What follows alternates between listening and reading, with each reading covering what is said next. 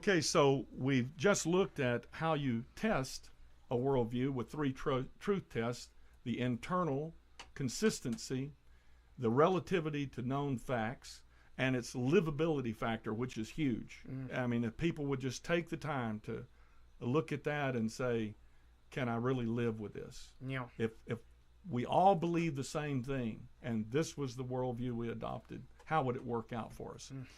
But, you know, a worldview, a lot of times Christians are on the defense.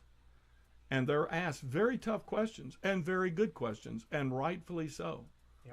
But what we fail to do is realize that the same questions that apply to the Christian worldview should be applied to other worldviews as well. And there's really four major life questions that every worldview should try to address.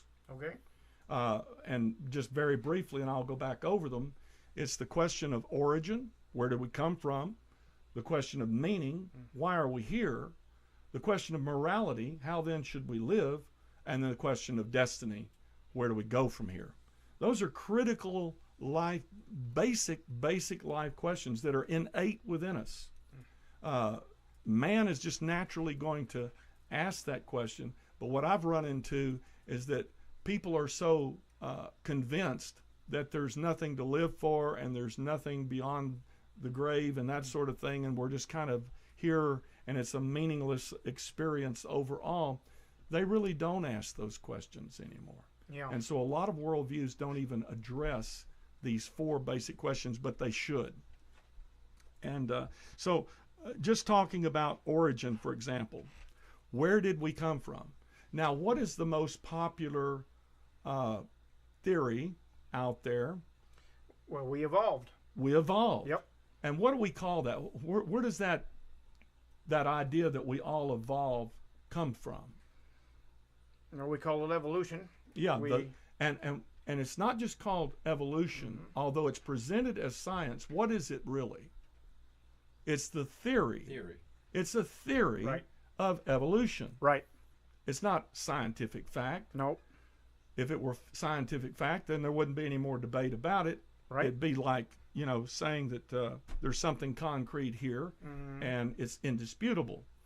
Now, unfortunately, it's presented in classroom after classroom as indisputable. Yep. Science proves it. That's what you so- hear all the and time. science Yep. proves it, Yep. which science hasn't proven. No, of course not. Not by any means. Yep. So when you talk about origin, it's very, very critical because it goes to the heart of how did we get here and why are we here? Yeah. You know, if we're cosmic accidents, if that's all we are, if we're just a product of time plus chance plus matter, then life really is meaningless, except for whatever meaning I can, you know, put Maybe you upon can it. take out of it. You know, Yeah, right. if I decide to build sandcastles on the beach, then I'm attributing meaning to it, but that's just a subjective thing. Right. Yep. But when you look at the question of origin, there can be really only three possibilities. One is that everything is self-creating, that nature itself is eternal, which even the evolutionists now say that's not happening because the Big Bang Theory is out there now, and they said, no, it started at a moment in time. In fact, scientists have said, you know, we can almost trace it back and, you know, in just a millisecond, Right. this enormous explosion takes place and everything that is came. But you have to ask yourself, as I asked my father-in-law one time, who was a scientist for NASA, and he was not a Christian. Okay. He's explaining all this to me, and he says, well, you know, it came from this and this and this. And I said, okay, and so where did that come from? Yeah. And we walked this back a little ways, and his final scientific answer was, Yeah. a harumph, Yeah. you know, because that's where they have to go with it. Yeah. They don't have a real answer. Right. So the evolutionist has to take his question to origin by faith. Yep. Just like the Christian does. Yep. Only we have more reasonable information and data to base our faith on than the atheist does. Right. So that's the first thing is when you answer that question of origin, did did it all just come from nothing? Is it all perpetually recreating itself or whatever? Right. The second thing is the pantheistic view that God is in everything. Everything is God. We're all divine. Everything's divine. Crickets are divine. Fish are divine. Plants are divine. And people are divine.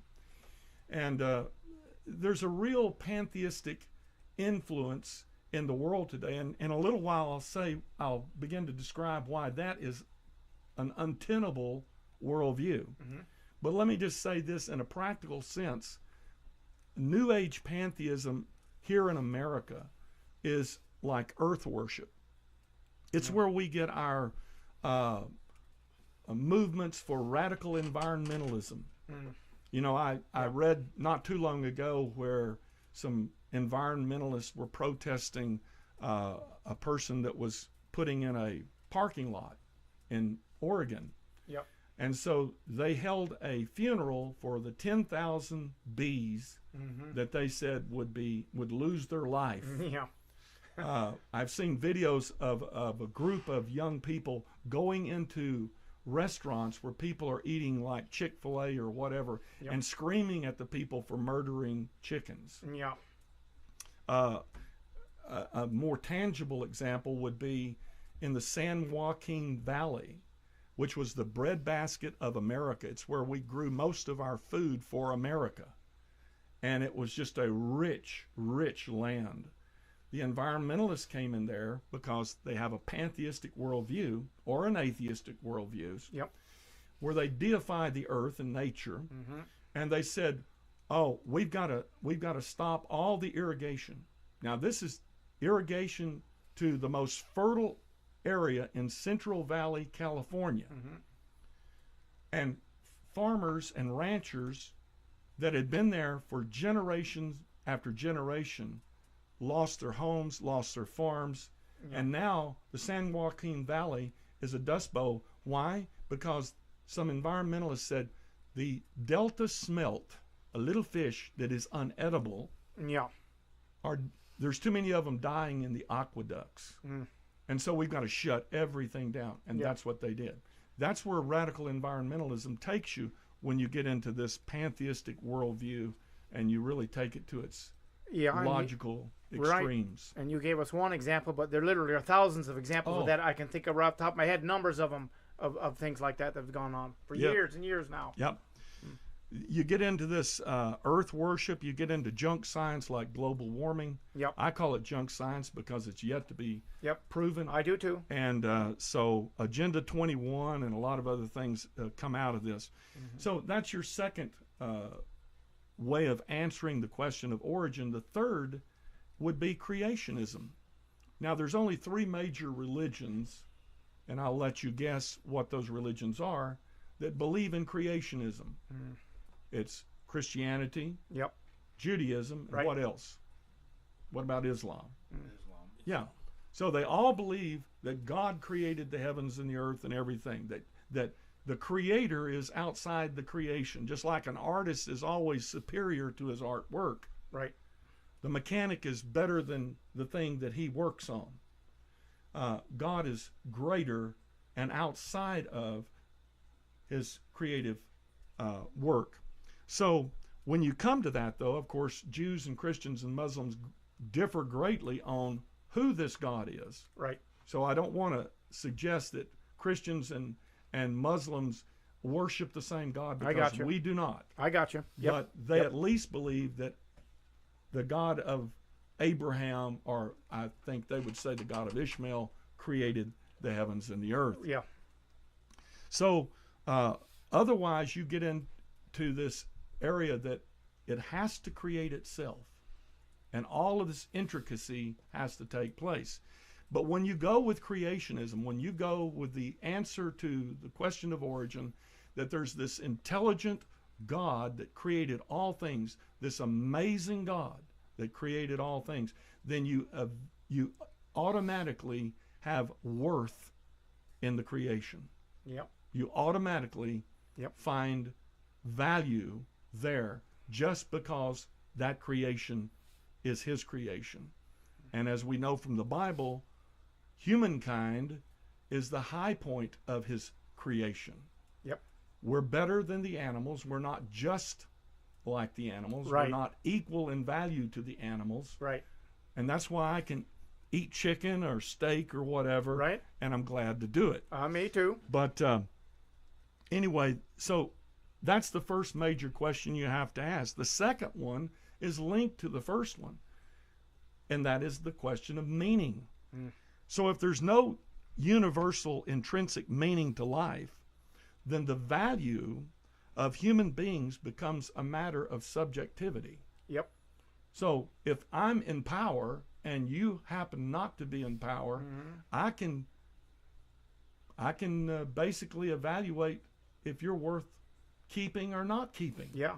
And this happens all the time in an atheistic culture, where because they look at people in a godless sort of way rather than created in the image of God, Yeah. then some people are basically taking up too much space and too much oxygen. And my view would be, how am I going to get this guy out of there? How am I going to I can be the guy that decides. And believe me, that is a very, very prevalent thing. It's subtle, but we're moving toward that even in our medical fields and Obamacare and all of this. Oh yeah. You're going to hear in the years ahead that older people really are a burden. Yep. And we just can't afford you to could do see that. it coming a mile away. We're You bet we already are. seeing that happen. Yep. And that's because they don't attribute intrinsic worth to every human being, whether they're retarded, whether they're black or white, whether they have a high IQ or they don't, whether they're elderly and infirmed or not. They're made in the image of God, and that is what gives them worth. Right. That is what gives them intrinsic worth. Yep. And so the Christians have always treated life as sacred. Right. Once you don't get the question of origin down right, then life becomes not only meaningless, but it's devalued. Yep. And you see that happening more and more. Yep.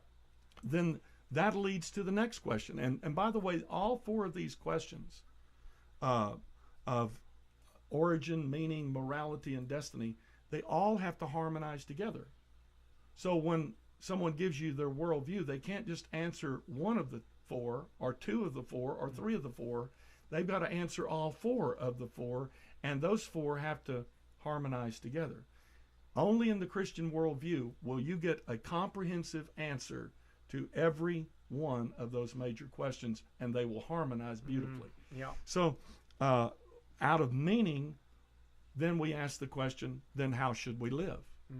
Now, if we haven't come via the Christian worldview at this point, then morality becomes a matter of subjectivity. Right. And that's where we are right now. Exactly. We're just going to say that. Yeah. We're in subjective morality. Yep.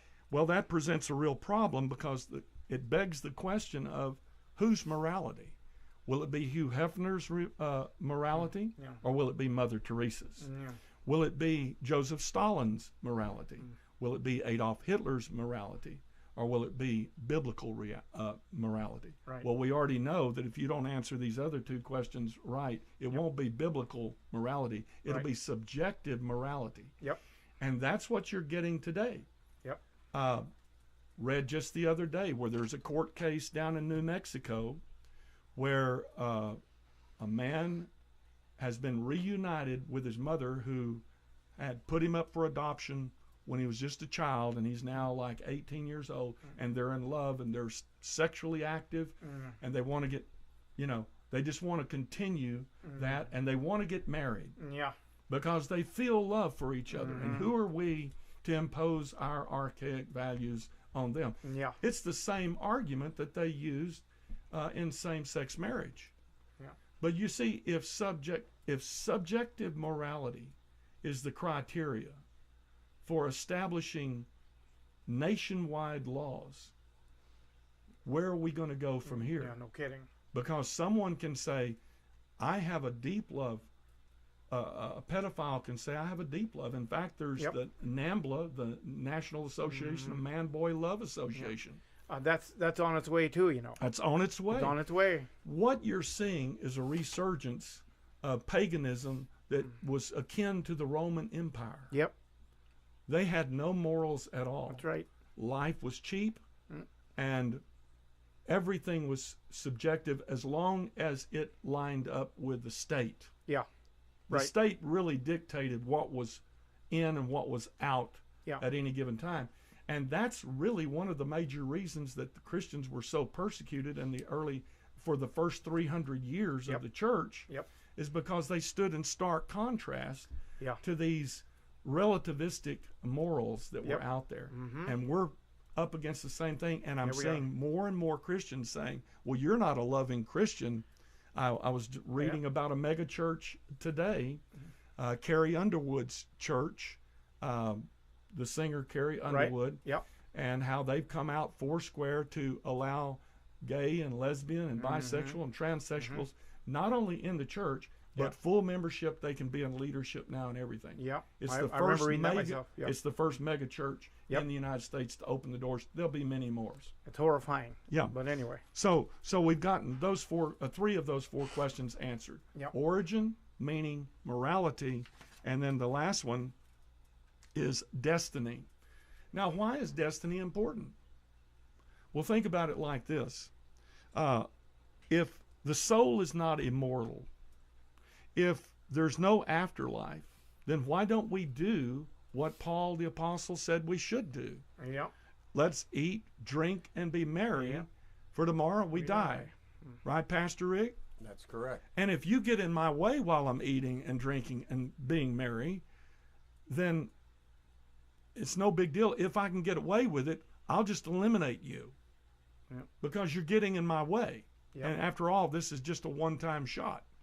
I don't have to be accountable to anybody in the afterlife. I'm not going to answer for anything. And here's another upshot of this. There is a skyrocketing suicide rates among young people. Why do you think that is?